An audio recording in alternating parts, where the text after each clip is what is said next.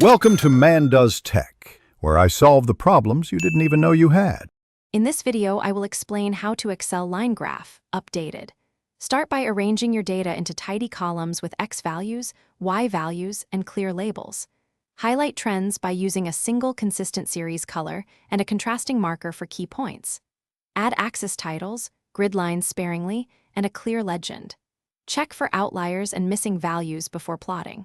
Finally, refine fonts and line weights to improve readability and clarity. Good formatting starts with cleaning your dataset and checking for duplicates, blanks, and inconsistent units. Convert units to a single standard when needed.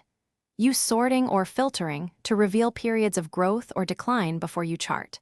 Summarize ranges using min, max, mean, or median to set axis scales effectively. Consider smoothing sparingly to reveal trends without hiding volatility. Label any calculated series clearly so viewers choose colors and markers with accessibility in mind, and use high contrast for important series to aid colorblind viewers. Keep the grid minimal and use dashed lines only for reference thresholds.